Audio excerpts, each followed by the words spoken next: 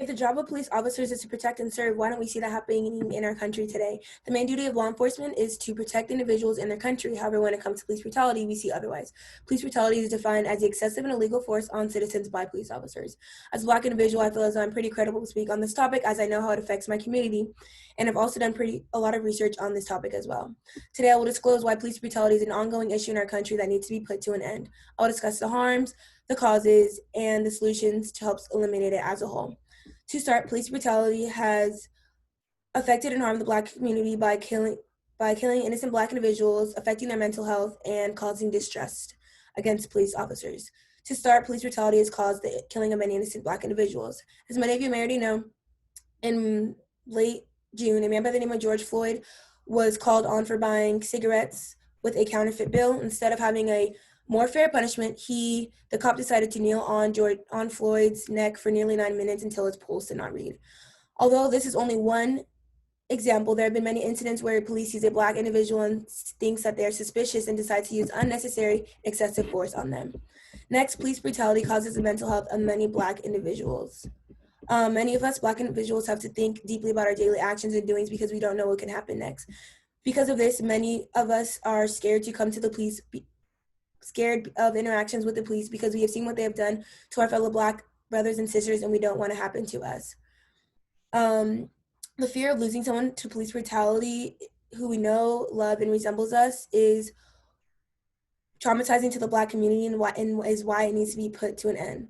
Police brutality also causes distress against the Black community and law enforcement. The sense of distress against police officers causes Black people to become scared to come to the cops with their problems. Because of this, many Black people in the Black community decide to take matters into their own hands and try to handle this situation in their community by themselves. This causes more violence and harm to the Black community. As we all know, all problems come from causes, so now I'll be talking about the causes of police brutality. Police brutality is caused by racism, our broken justice system, and inadequate training. To start, the main cause of police brutality is racism. Our system was built on racism and has not changed since. As we have seen in movies, in real life, a Black person is more likely to be stopped by a a cop than a white person due to the racist mentality of many cops. Most cops have this ideology that all Black men and women are harmful and violent and suspicious. However, in the end, it's really not the Black person's fault. It's a racist mentality of most cops out there. Next, police brutality is caused by the fact that there's no change in our justice system. In late March, a woman by the name of Breonna Taylor got her life taken away in seconds when 3 police officers decided to come in and shoot her to death. However, we found out in late September that those officers were not charged in her death, were not charged for her murder, and a lot of people were very mad and started to protest. In the article, the commentary, the justice system failed. Breonna Taylor, the author, explains how she has watched many Black mothers cry on TV about the death by police of their children, and yet still getting ignored. She also follows by saying that she's seen many cities rioting for Black individuals, but still getting ignored by the government. This is occurring problem in our society, and why police brutality is such a current issue in our society. Finally, police brutality is caused by the inadequate training of police officers. The average duration of a police officer is 13 to 19 weeks, and in this span of time, there's no way a person is credible to be handling life and death situations, let alone a gun to their name. In the article, What is the cause of police brutality? The author explains how some law enforcement have reduced training due to economic purposes and proposes a question: would you rather have a highly trained officer with average equipment or inadequate or a lower trained officer with the best equipment? It's more better, even though if it's more better to have a proper training than inadequate training, because inadequate training leads to higher consequences for the minority people, and it makes them less educated on their weapon and the circumstances around them. Now that I've discussed the causes and problems of police brutality, I will now discuss the solutions that can be made to stop them. Changing police culture and having non-police organizations respond to certain calls can help solve police brutality as a whole. Changing police culture is one way to help solve police brutality. In the article "How to Stop Police Brutality According to Science," the author lists these eight policies, as you can see, that if they were to follow, it would limit how police use force in order to kill less civilians. Let me stop sharing real quick. Another way to change police culture is changing the contract. A lot of contracts in the police unions are very biased, and it's very easy for the police officers to get away with what they're doing due to the biased contract.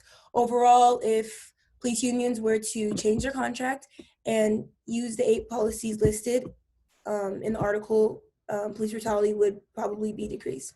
Another way to solve police brutality is having non-police organizations respond to emergency calls.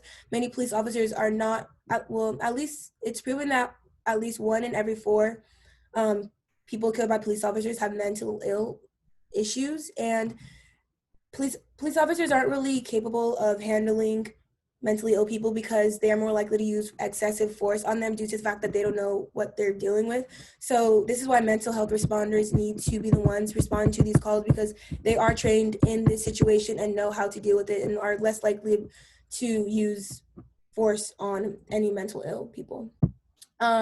Lastly, although police brutality is a government issue, there are many ways to help by being an ally to the opposing side. By signing petitions, donating money, and protesting, you show the Black community that you have their side, you have their back, and you care about them. Another way you can do it, another way you can take action is educating yourself on this topic, as well as speaking up and using your voice. These are crucial steps to help police brutality, and you're not only showing the Black community that you care and you want to deal with this issue, but you're telling the government that this is an ongoing issue in our country that needs to be put to an end. To close, I just explained why police brutality is a recurring issue in our society that needs to be eliminated. I discussed how the killing of Black individuals, I've discussed how police brutality causes the killing of Black individuals, affects the mental health of Black individuals, and causes distrust. I will also discuss how racism, a broken justice system, and inadequate training are all causes of police brutality. Lastly, I've discussed how changing police culture, having non-police organizations respond to calls are solutions that can help eliminate police brutality. Lastly, always remember, if you're an ally to the Black community, you are standing up to police brutality and showing the government that there needs to be a change right now.